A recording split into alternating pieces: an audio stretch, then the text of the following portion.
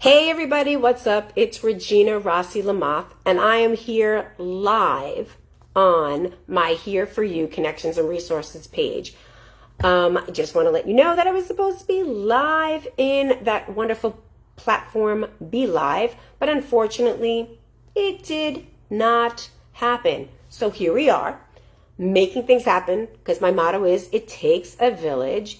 And I'm super excited to invite my guest, Andres Martinez. I'm waiting for him to come on, give me a little like, hey, Rachel, waiting for him to like come to me and so that we can have this conversation. It's a super, super amazing conversation today.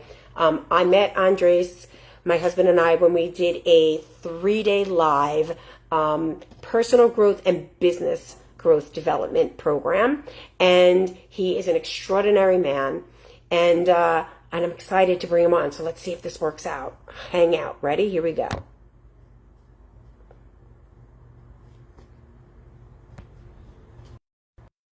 So we're waiting.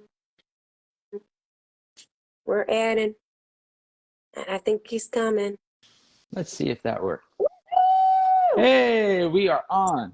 That's what's We up. are on. Can you All hear right. me? I'm good. Perfect. All right, everybody. Thank you for being so patient. I've got my good friend Rachel on. I got my good friend Elizabeth chilling out and watching us. And I am super excited to have, this amazing opportunity to meet and introduce you guys to my community, a new friend called Andres Martinez. And I'm super excited to have you here. So thank you for joining today. There's a lot of things that you can be doing on a Monday afternoon, and you chose to do this. So I really appreciate you being here. Absolutely. Thank you, Regina. And I want to say thank you to everyone on your page and for joining us and for being here with us. I think it's amazing anytime we get to have these great conversations. And yeah, I'm open. I'm an open book. So let's go for it. All right, awesome. So, guys, we call this Motivational Monday. Once a week now, I'm in part 3 of my series of what is a stand and what do you stand for? So Andres and I met, including my husband, about a month ago. It's amazing Mhm. how time has flown, Yeah. at an amazing 3-day event called Dare to Impact through an amazing company called Red Elephant. And so during that weekend, we really took 3 days to kind of explore and look at our leadership skills and really what do we stand for and how do we, use that in our lives. So before I tell you before Andres even talks about, how we met and, what his stand is, I want you guys to hear this bio because this is incredible. I asked him to send me a bio and a picture. Picture is off the hook. But here's his bio. Here is what I want you to know about him. The sobering statistic of 22 veterans a day committing suicide was enough to fuel his resolve. Depression, anxiety, PTSD, and suicide are just a handful of the mental hurdles our vets have to overcome. He has decided to dedicate the rest of his life to ensuring that someday, within his lifetime, this number drops to 0. 22 veterans a day committing suicide. The idea of serving others is something left to interpretation.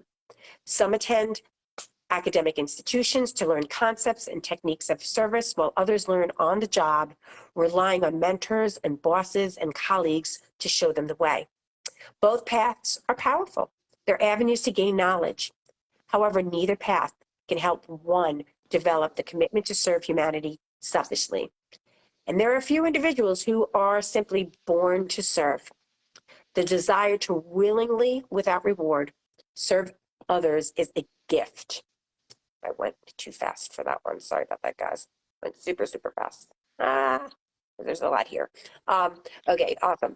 Is a gift is where I left. And Andres was blessed with that gift. And born in 1981 in the city that never sleeps, he spent his childhood as any other child there does, growing up in the fast-paced hustle of New York City. Upon completing his freshman year in high school, he was informed that him and his family would be relocating to Colombia, South America, his future home. Ultimately, he graduated high school there, and following high school, he returned to his beloved New York City, thanks to the graciousness of his aunts. Upon his return, he found that some of his childhood companions had garnered the ability to move on and experience life in a very positive manner. However, most were still stuck in that same stagnant behavior that defined their previous lives. It was this realization that ultimately led him to make a decision that would change his life forever. While working at the Queens Center Mall, I got a big smile because I lived right by there, he happened upon a recruiter for the United States Army. Service was in his blood, and his father and his grandfather both previously served in the military. So on the advice of his mother, who has always spoke of the honoring of joining the military, he enlisted without hesitation. And in the summer of 2001, he signed on that dotted line and dedicated himself to a life of service. He's stationed in Fort Campbell, Kentucky, with the 101st Airborne Division, where he followed the path of service with honor that he laid out for himself. Unfortunately, one day, one decision, and one action changed everything. In preparation for Operation Iraq Freedom, during a deployment readiness exercise, he fell and injured both of his knees. The resulting injury required the use of prescription pain medication, and thus this injury led to a downward spiral. After returning to Kentucky, he was asked to leave the Army for an isolated incident, resolving the use of cannabis. Now, fortunately, due to his impeccable tenure and his solid standing, he was given a general discharge under honorable conditions. And when your life is shattered, the path of least resistance is depression, anxiety, and substance abuse. A why did this happen to me mentality begins to take hold. And he battled every one of these issues and more, losing his physical health, his strength, and a place to call home. He knew changes needed to be made. This massive turning point came about when he met the mother of his 3 beautiful children. 3. A few years into the relationship, they were blindsided with daunting news. His mother-in-law had a brain tumor, and this crisis completely changed her and the whole family. New daily health regimens were introduced, and diet and exercise were incorporated, and most importantly, a conscious shift in mindset was required. Create a positive outlook on the future regardless of the circumstances unfolding before you. Create a positive outlook on the future regardless of the circumstances unfolding before you. His former mother-in-law went into remission and miraculously suffers minimal effects from the tumor to this day. Andres had a revelation, visualizing firsthand how changes in your daily lifestyle can impact and ultimately save your life. And he generated an expeditious life assessment, letting go of who he thought he was. He chose to accept himself regardless of his past and make room for what was meant to be. In this way, setting the stage for him to become a better man and a better father. This radical mind shift was the stimulus that preceded the intense life decisions that followed. It started with a clean diet, and then realizing he needed to work out the body in order to strengthen the mind. He also sought out new careers, working with ISC, NASCAR, Alacora, DirecTV, and Wyndham Vacation Ownerships. Most recently, he worked with a local painting company as their operations manager, and after being laid off due to COVID-19, he set on a new course, achieving certifications as a life coach and a holistic lifestyle coach. In this way, he was able to use his personal life experiences to help people reach his or her own highest potential. He knew that his own personal change was not enough. He needed to share his intimate story of struggle, determination, hope, and love with a staggering number of veterans who are still floundering in darkness. That, my friends, is my dear friend who is with you today. And I am in chills right now. I got to read this bio right now. Guys, I've got this last night. I didn't read it. And as I'm reading it, I'm embodying it. It is truly his story that has me at the same exact time on different situations choose the same path. We both became life coaches and holistic lifestyle coaches exactly at the same time when the pandemic happened and we didn't know each other all through our own journey. And why I feel it's so important to have this series, to speak every single week with someone new in my life, because you're used to seeing me, to hear it from somebody else's perspective. Because each one of our stories and what we've been through does not need to take a path of suffering. It is a path that we can thrive. And for all of you that know me, it takes a village. So it is my honor and privilege to introduce to you guys Andres Martinez. Thank you. Thank you. Yay. Thank you. Yeah. Thank you so much for having me. Yeah. I'm really excited. And you know, that bio, I mean, it's written, it's well written, and it's a lot, but man, it really encompasses everything, you know. Yeah, it really does. So here we are, and this, we've got this amount of time to sit here and really get right into it.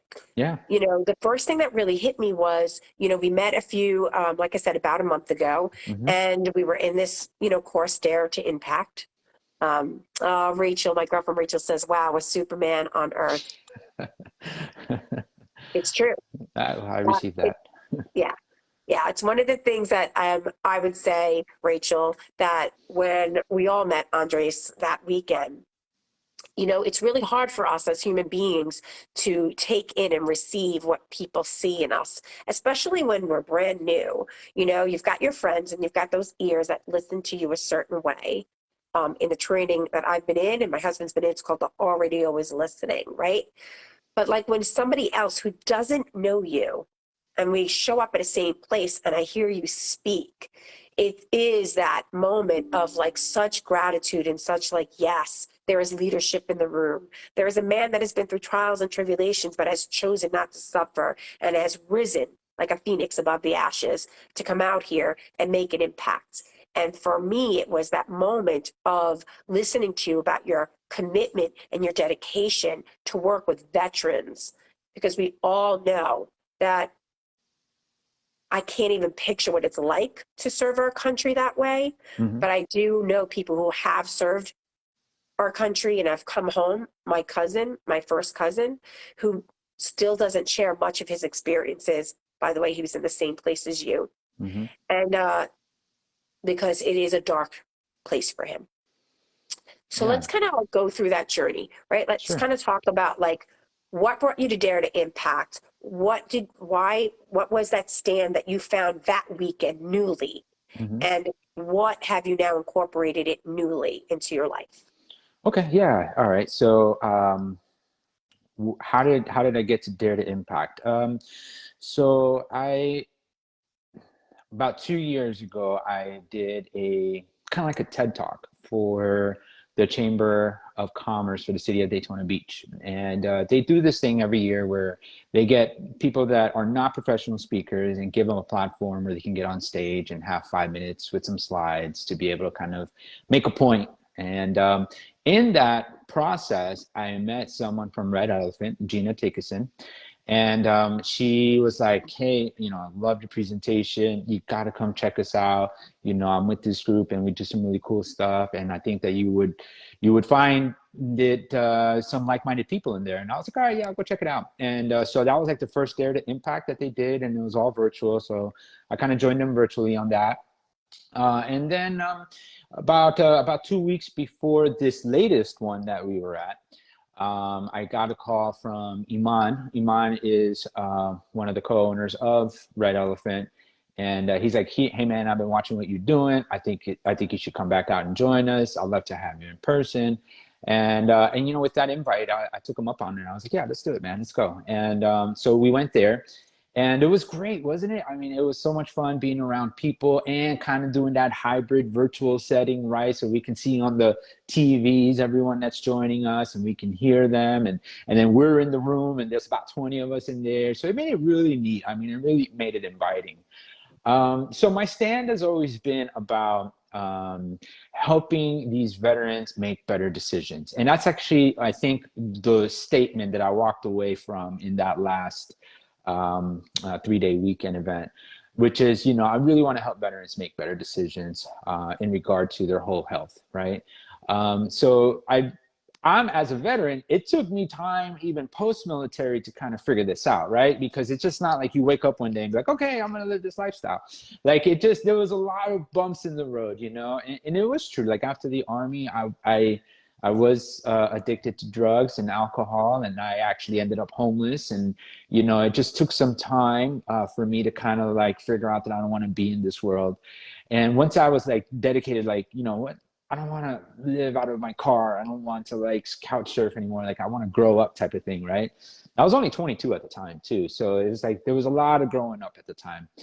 And when I met the mother of my kids, she was from Florida. So, she was in the military too. So we just kind of met in that small base. And then that's when I transferred down to Florida afterwards with her. And we just kind of built our own family until we recently separated about 2 years ago now. So that has been a big transition for us, because that really helped me kind of move out of that life. And then when her mom went down with that brain tumor about 10 years ago, that's really when I decided a holistic lifestyle is really the way for me.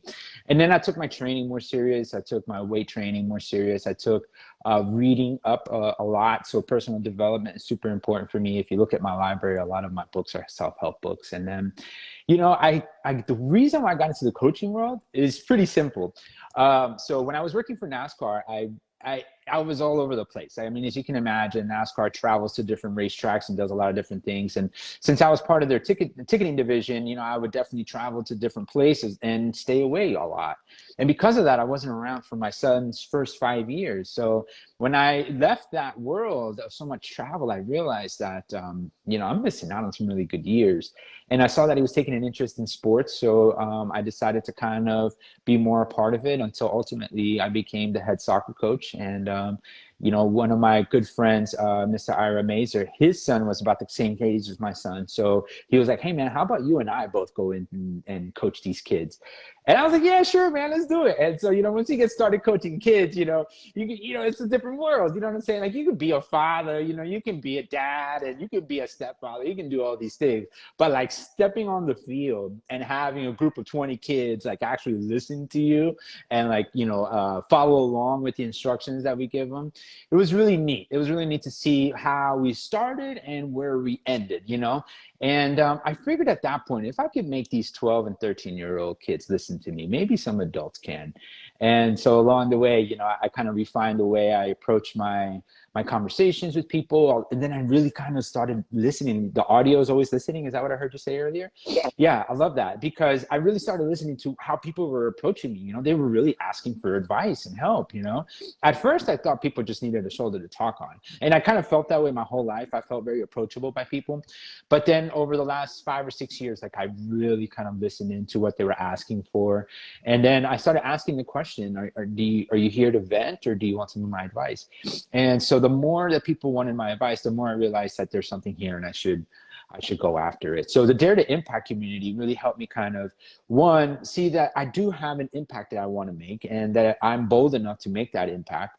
And then two, meeting people like you and your husband and everyone else that was in that room lets me realize that I'm not alone. More than one person wants to make an impact. People want to make an impact in different areas in their lives. They want to make changes. They want to help others.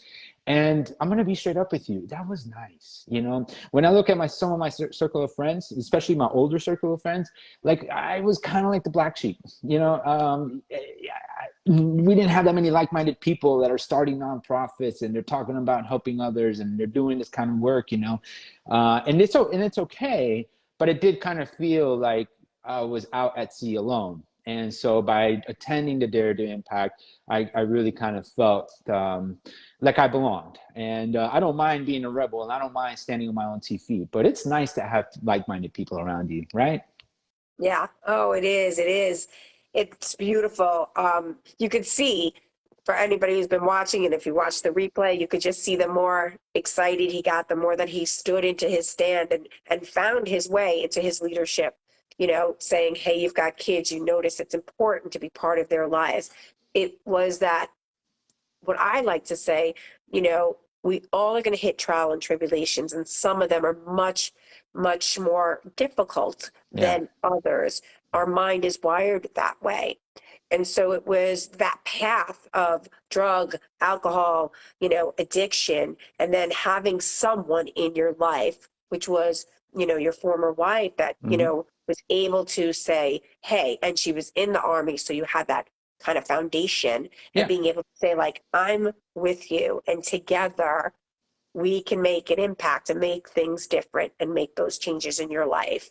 Right. And then you have And kids, right? exactly, exactly. And that was like the more personal side of it, right? Because we did decide to leave a lot of those bad habits behind and things like that.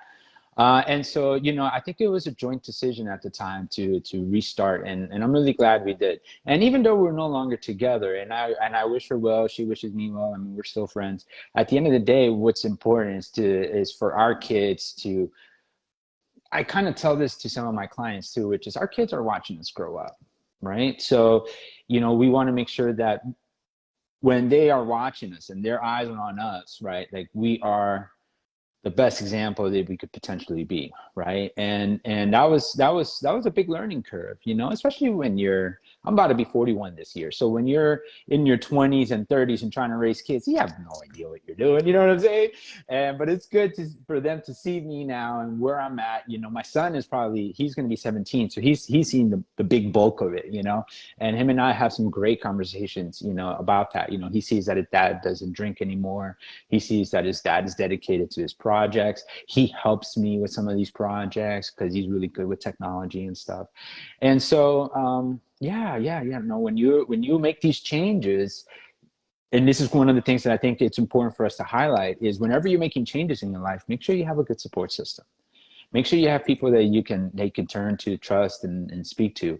And even coaches need coaches, you know what I mean? Even therapists need therapists. So have a good support system whenever you're making changes in your life. And that's, I think, what got me to the next level.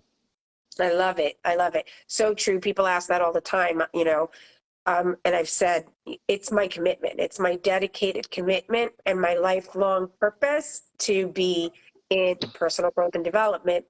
And so, yes, I have my personal coach, I have my business coach, I Hmm. have a community, right? Yeah. Including us for each other, which is really great. I wanted to let you know that my friend Rachel, who's still on, she's listening, because she said, I can really empathize with you because, being you know, a wife, of someone in the army, Hmm. and, contracted in Germany. She had the pleasure of working with,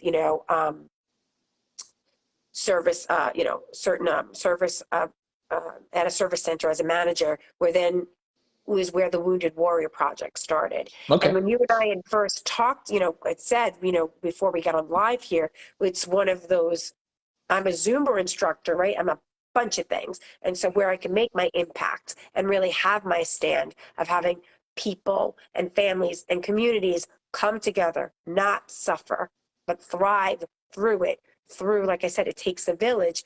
Zumba Hmm. is one of those villages for me. So it's my healthy lifestyle, my way of working through my feelings and emotions, and being able to lead people in the joy of movement and dance, That's through all, great. That's right? what we need, right? We need that. We need Exactly. like, so Zumba is like a great example of a support system, right? Right. Because you get the Exactly. body moving, right? You have like-minded people around you. Yep. You're exercising in a way. You're burning calories together. You're holding each other accountable. I think that's great. I think that's Yep. fantastic. How long you been Absolutely. doing that now?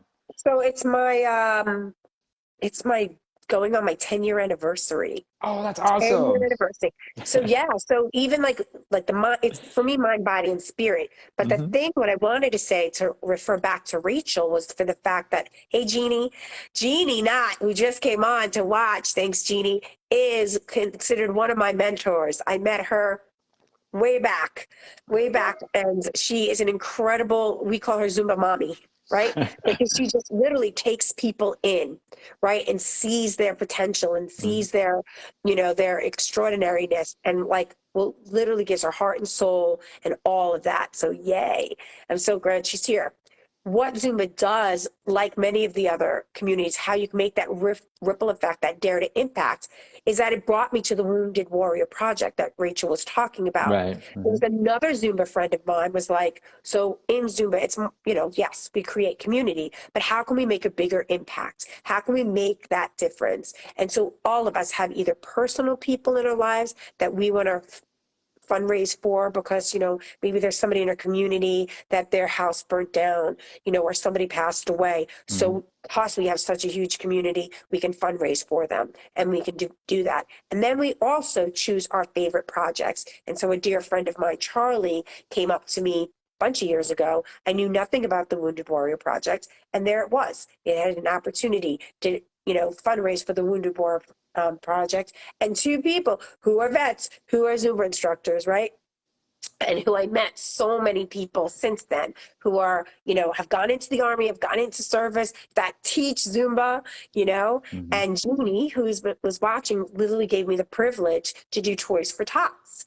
And so Toys for Tots is like amazing because those guys come in and they're our military and they're serving our country. And Mm-hmm. their whole point of Toys for Tots is to make a difference for the children and the families in the local area. And so we do this huge event. We raised $500. We collected over 500 different toys. And my favorite was I got the guys up on stage, right? I got them up on stage. When Nice. COVID, they had masks on, still with masks. Some would never do it. And I was like, come on up. Some who love to dance and got asked to say like, hey, can you come and do this when we're in training?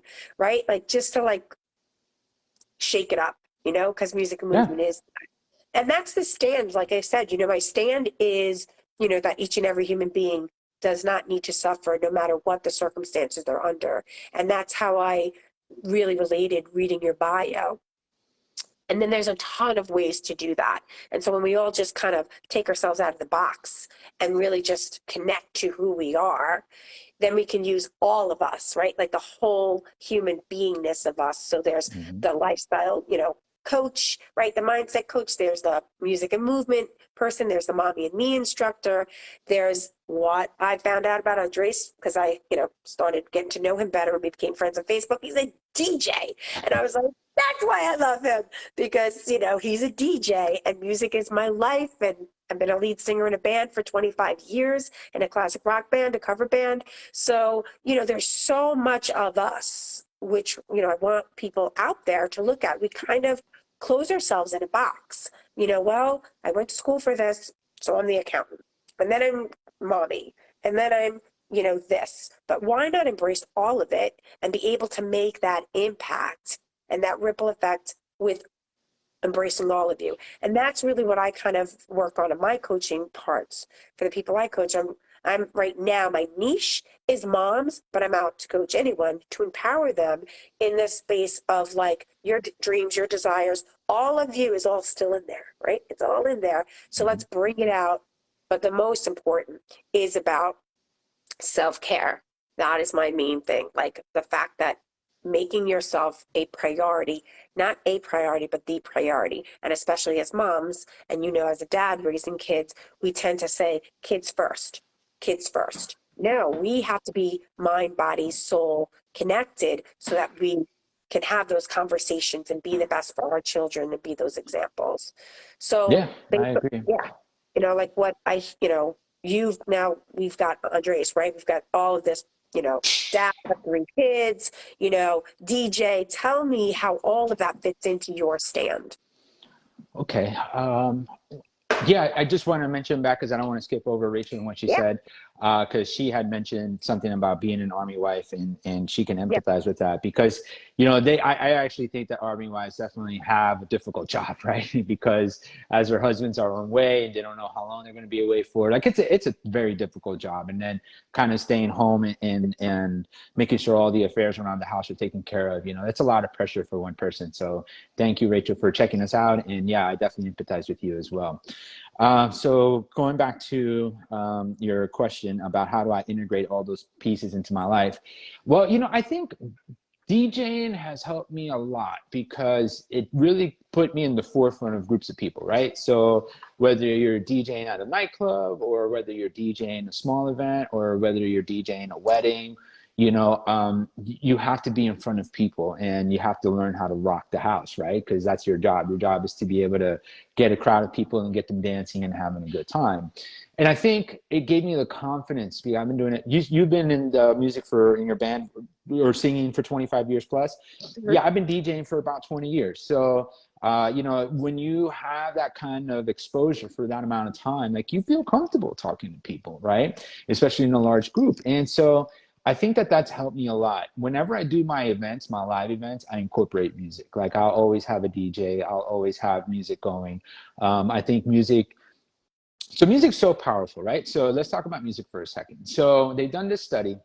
It's from the Nielsen Group. These guys do a lot of studies when it comes to like doing big meta projects. So they'll look at the bigger picture, not just small little groups, right? And what they found out with the Nielsen project, they found out that in stores that play a certain type of music, it will keep the person there shopping for longer.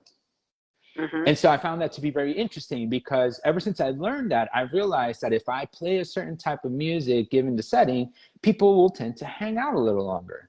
And so that's really helped me, especially in the DJ world, because my job is to keep people at the bar or keep people this or that, right? Whatever it is I'm doing. And so I kind of carry that over into my events. I want to play music that people understand, they sing along to, they want to hang out, they want to hear the next song. And then what it does is kind of creates an environment where people do feel like they are hanging out and they are around like-minded people. For me, it's important to bring veterans together, but it's also important to bring other aspects, right? So whenever you see me at an event, I'm going to have music with me. We're going to have a guest speaker. We're going to have things that are keeping people engaged. And so I think that's how I've been able to kind of integrate all that. And then a lot of my events are family friendly. I for the most part, I do have one where it's just 21 plus because we introduced the world of wine and veterans, and I'll talk more about that. But there are other events like my Best Buds Orlando that's coming up where it's family friendly. So, and you can bring your dog and you can bring your kids. So it's like, what more else can you ask for? And so I've kind of learned to like incorporate some of these things because it's just a part of my life, I don't remember who said this, but they said, why try to separate your hobby from your work? Why not integrate it all together? And Yes. and that's kind of like what I've done, and my dad for the longest time, I remember growing up, because I learned to DJ in Colombia. So I was in South America at the time, and I learned to DJ down there. I was really young. I was about 16, 17. And my dad would always tell me, my mom and dad, they're like, man, you keep playing music. What are you doing? Why are you wasting your time on this stuff? You're hanging out till late, you're partying. And now we turn around and I'm like, look, I turn it into a business and a profitable one at that. And so, it's really cool to have that conversation with my dad because we just had it over the past year. And I can just remember us talking about it, how I turned this hobby into like this thing that actually sustains me and my family. And so, when it comes to the movement and when it comes to what we're trying to do with the world and helping out the veterans, I think that music is a big, big, big part of that. And one last thing I want to share about music and DJing, there's also people that have Alzheimer's and Parkinson's disease and things like that. And so there's actually music therapy where if you give them, let's say, a set of headphones and play music from their era, they, especially with Alzheimer's, they tend to like remember things again. Mhm. And it's a very interesting movement. And, at some point I'm going to incorporate it into what we're doing. But, music is that important to me. I know the healing power of music and, I include that in everything that I do. And then being able to talk to people in large groups is important too. When I was in the corporate world, I was a sales trainer. So I always worked with big groups of people. So I feel comfortable being able to talk to big groups of people. I'm not intimidated by that, especially in sales, right? Because my previous role, a lot of it was sales. And so I had to do big presentations for like Wyndham Vacation Ownership. And what they were doing timeshares. So it's like, now I got to get in front of like 20 people that are all families that want to talk about timeshare. And if you ever been to a timeshare presentation, you don't want to sit there. Like, let's just be real for a second. You don't want to sit there. So I had to get really good at what I was doing. And I did really well too, until I left. And so I think that all those experiences, I carry it with me, and it was necessary because now I can incorporate it in anything that I do. I love it. It's so important. I think that's the biggest, takeaway was that if most people can take a moment and really get present to that, every single thing that is they've either stepped into or that has kind of come up unexpectedly, sometimes we don't like it, is such a huge part of an opportunity, Yeah. a huge, like an opportunity to look at, our life and incorporate, and where can we take it, take it with us. And music, like you said, is a huge part of that. And, I just want everybody to kind of like take a moment and think about that. There's a lot that I'm going to be discussing in the next, couple of weeks that, no matter what comes at, life occurs like it comes at us. If we can say that every situation, every situation, and some of them we don't like Andres was saying, the alcohol, the drug addiction, he got hurt in the army, he's got addicted to painkillers. He can either be in that space of why me? Yeah. Why is this all happening to me? Or like, eventually when you are in a like-minded community and you get that support, you can start uncovering and kind of pulling off those layers that really are suffocating us and having us, like really feel like we're barely making it, to like in gratitude. It's really hard to be in gratitude of thank you for that, because if I didn't have that experience, it wouldn't have got me to this conversation. And it's hard when you're at rock bottom, or it's hard when you feel like, you're overwhelmed and you have nowhere to go. But it's always, for me, always that pulling in that I'm a glass, not even half full. I'm a glass, like my friends know, like I'm going to tip that glass over. And that glass can be filled with the perception of really hard stuff that I don't even like, to like whatever. It doesn't really matter anymore for me. I'm in that next phase of like not judging good or bad, just it is. When did you get to that point of self-realization, when you realized, okay, everything that's happened to me was good for me? When was like that turning point for you? Ooh, it's so interesting. I was just on a podcast with my former husband, so that's coming out. My secret's coming out, but I'll share it with you because you brought it up. You asked me the same question. I don't really know per se when that was, but in life that had happened, there was a point where my family was in therapy. My brother had come out that he was gay at the age of 15, in a time where you were born. Um, there's the age difference when you were born. Um, that, was still considered, although taken out of the diagnostic mental, the DSM-4, it was taken out as a mental illness back in 78, 79. If you're talking 80, 81, it's not like therapists and everybody turn around and say, oh, it's no longer. No, we're wired. We're wired with that conversation. So my parents are my parents, and it's uncomfortable. And so they're like, well, we're going to get him to a therapist, and we're going to go as a family, and we're going to unwire him, and he's no longer going to be gay. That was like probably a huge part of my life, of seeing what therapy is, what it's about, the conversations it brings up, and all of that. So it's like that kind of beginning. It was not a pretty time in our lives, but I was grateful for that, because it started a new dialogue in our family, although it caused a lot of pain for my brother, but it brought us closer. And then he continued therapy later on in life, dealing when he finally was diagnosed with AIDS and HIV and all of that. And was, like you, people always came to me in my high school yearbook. It was, this is, Regina's the one to go to talk to. Back then it was like, you'd find out what you were going to be when you were going to grow up, and you filled out this little survey. And my survey was guidance counselor. It's sort of like, it's ingrained in me. Like it's ingrained in me. My families were big community people. My parents were like big into bringing the family together and the community together. And like, there was never a no, like everybody was at our house. So I feel like all of that is the building up to it. It was a self-growth, though, I'd say, development during that for a very painful time in our family, a super painful time in our family. All of those belief systems, like I didn't know. I grew up as an 11-year-old girl thinking we're this really awesome family to get into therapy, to hear my parents say things that I was like, what? Right? Like, what? Like this is bad and this is wrong. Like, I don't make them wrong, but it just showed up that way. So it was the Right. beginning of that. And it was that, and it was a long time. So we're going through a very long time. So my brother passed away by 95. So between 81 and 95, this was a family kind of journey. Um, Mm. and then, I went through my stuff, and my brother and I were like this. And then when he was dying, it was like all of this stuff. So I got into therapy and, was rebellious and all that stuff and did that. So it's been, part of my life.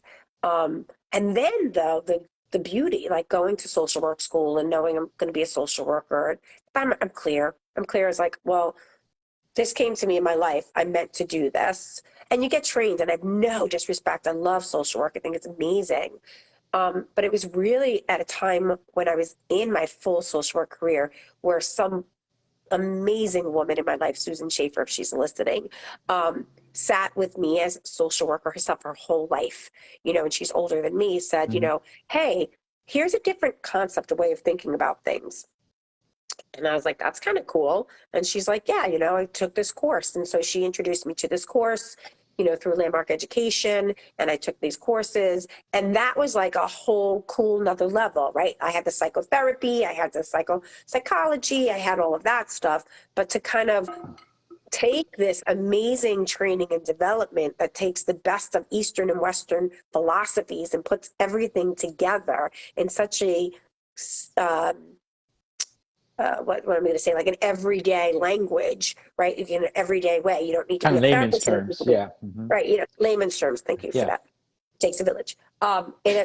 So to be in that 3-day course just had me kind of take the best of all my courses, because we're trained in social work like it's always like, to kind of look at the family and the family and the family and that's awesome. I get it.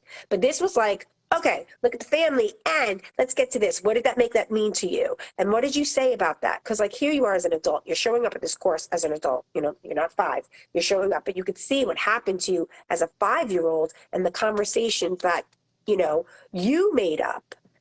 because Mm. Back then. there's Hmm. Hmm. that was told Yeah. to you, Hmm. like, but it was crazy because at the moment it was like when somebody shared a horrific story about being raped and all of this stuff in their life and being a prostitute and a drug addict and all of that, and I'm sitting in like 150 people listening. And like, the head person was like, so where do you want to be responsible? And like the social worker in me was like, I want to punch you in the face.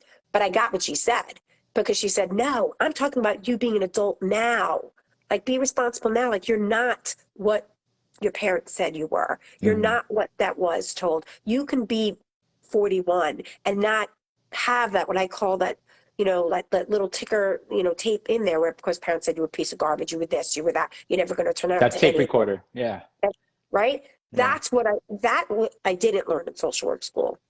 And Mm. that was the moment that shifted everything in my life. And I took all of that and then just kept on diving into that type of information. And, like books and trainings and courses, and, I'm aligning myself in that community. So, that's pretty powerful. And now they have it for children. And, my daughter, I'm excited when they open that up publicly again.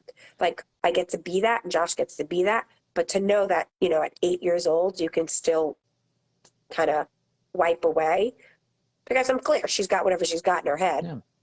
I think I Nothing think wrong. that's I love how we're talking about that mental chatter, right? Because I love the tape recorder analogy, right? Because people don't realize how much they take with them everything that they've heard, especially towards them throughout the years, right? So, That's all you right. know, yeah, you got a whole life of conversations that have been coming at you, and stuff gets recorded back there, right? And so I'll give you a great example since you shared with me yours, and thank you for doing that. The mental chatter for me, a lot of it had to do with success in general, because, so, my family were my mom and dad were both born in Colombia and South America, and they both migrated to this country. So I'm first generation, right? And so I'm going to open up about something a little personal here. But the reason why we had to move to Colombia was because, my mom and dad had made a mistake, and in the federal eyes, they can no longer be in this country due to this mistake.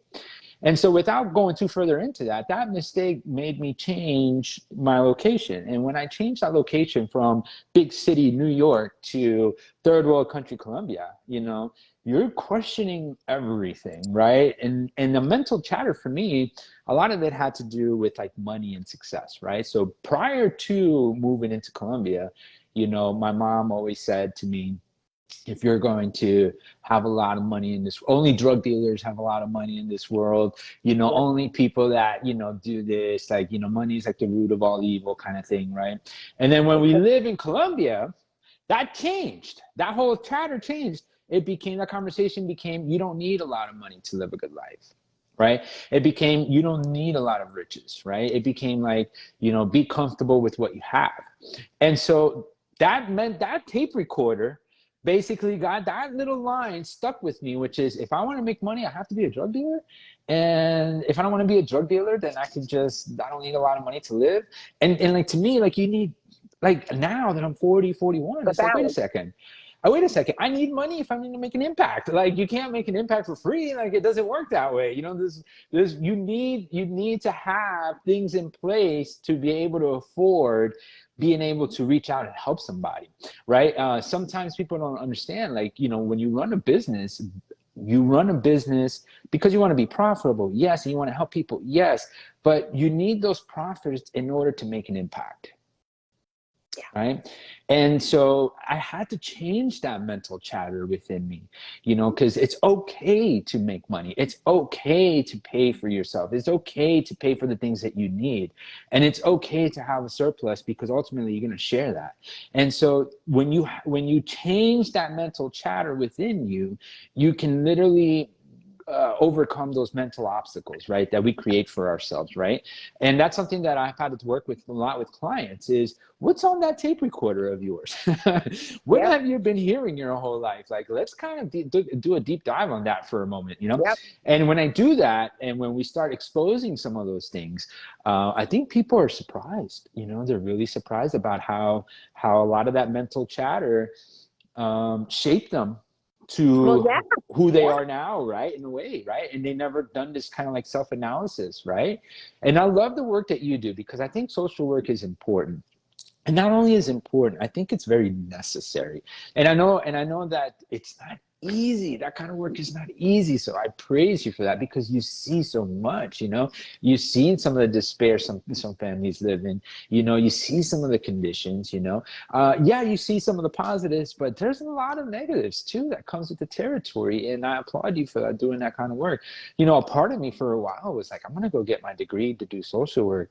And I've kind of decided to not worry so much about that and just keep doing what I'm doing for now. Yes. But for someone like yourself, I just want to say thank you for all those hours and that dedication to that line of work, because it is not easy. I had to deal with social workers when my mom and dad went through their phase right before we went to Colombia. And I have to tell you, like, I didn't really care. I'm gonna be part of my French, but I didn't give a shit. I was just this young kid that didn't want to sit there with the social worker and talk to them. You know what I mean? But nowadays, I look back on it and I was like, wow, that person really helped me. They may not have had me tell me that at the time, but if I could, I would tell them, thank you so much for helping me and my family at the time.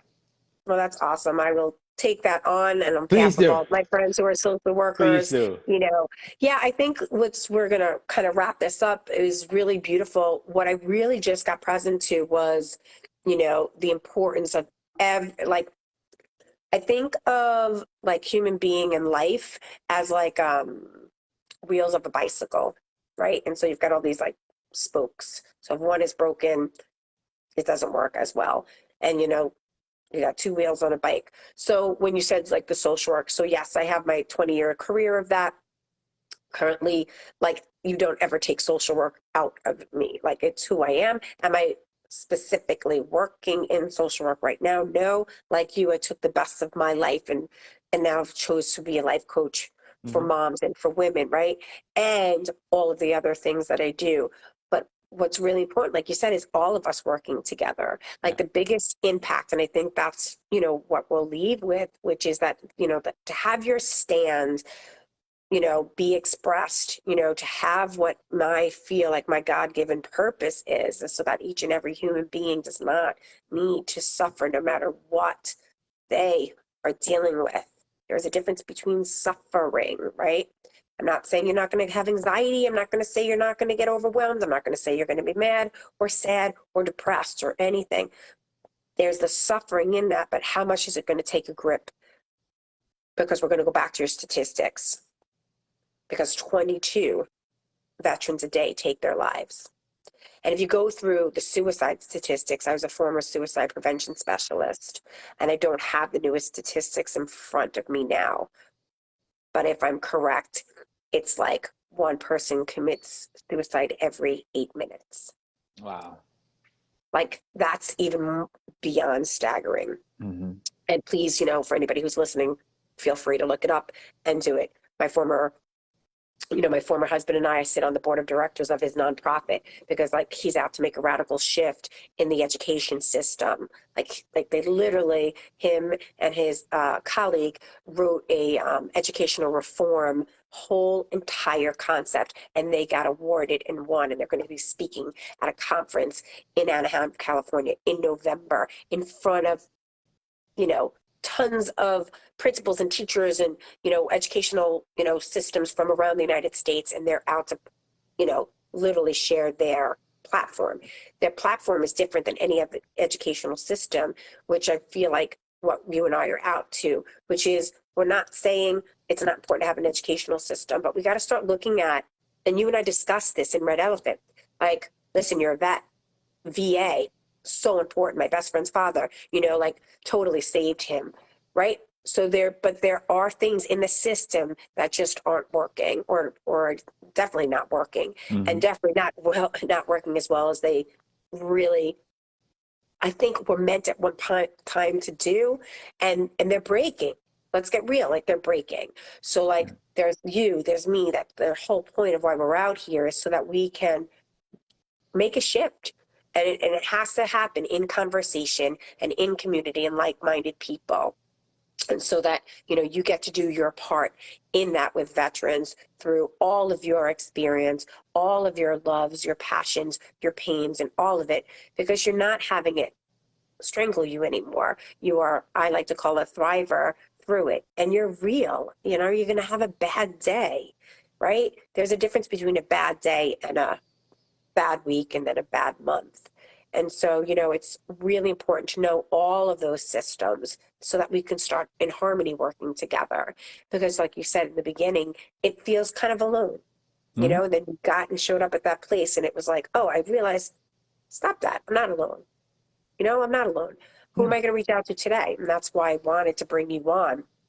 That, it's just my thing. It takes a village. And I'm someone who wants to go back to old ways, Yeah, we have homes and we make this money, or some of us don't. But like, when I worked with homeless people way, going back like a good 15 years ago, it was interesting to have a conversation with a homeless man who would not leave the bridge and come to our agency so we can do this whole assessment and do this thing.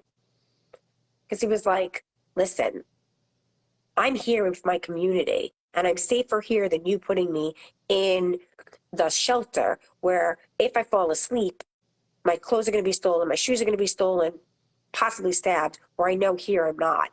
And I was like, like, what? Right? Because that's the part of the system that's broken.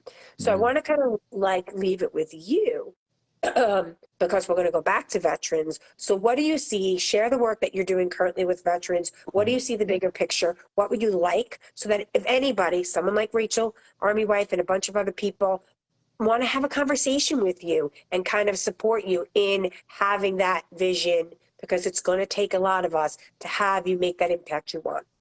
Yeah, thank you for that. So I am the president of the Heroes Hope Network, which is our 501(c) nonprofit. And what we do there is we connect a lot of military veterans and their families to holistic practitioners in the local Orlando area. I personally do my own talk therapy, but I also have helped people with guided ceremonies, and I've helped people with plant-based medicine. And so like I definitely have a lot of experience when it comes to that. In my network, we have people that do, and I'm so gracious for everyone that we have. We have health trainers, we have people that are life coaches, we have people that are finance coaches, we have people that help with resumes and getting jobs and job searches. We have coaches that fit basically any lifestyle. So when people approach us and they say, hey, I need help with this, we're able to point them in the right direction, you know. And it doesn't necessarily have to be just veterans. It could be their families too, because everyone's suffering a little bit, right? And so with that being said, a lot of people can reach me through the nonprofit Heroes Hope Network. You can find us on Facebook. We actually have our event coming up in May, Sunday, May 22nd from 11 a.m. to 3 p.m. It's called Best Buds Orlando. And what we're doing is we're bringing plant-based medicine, we're bringing the veterans and service dogs all together in one place so they can network and meet each other. And we want to just raise awareness to let people know that you have more than one option to a healthier alternative lifestyle. One of our main sponsors, the Sunnyside Cannabis Dispensary, imagine that 20 years later, I have my own med card and I'm helping veterans with this. Imagine that, right? And so Sunnyside Dispensary, they're going to be with us. AmeriFactor, or also a big shout out to the Swirly Wine Bar for hosting us there. Towards the end of the year, we do our big fundraiser, which is called Vino and Vets. Vino and Vets, we do it Veterans Day, because so I am also part of the Orlando Mayor's Veterans Advisory Council, and we do a Veterans Day parade every November. And after the parade is when we do our big fundraising event.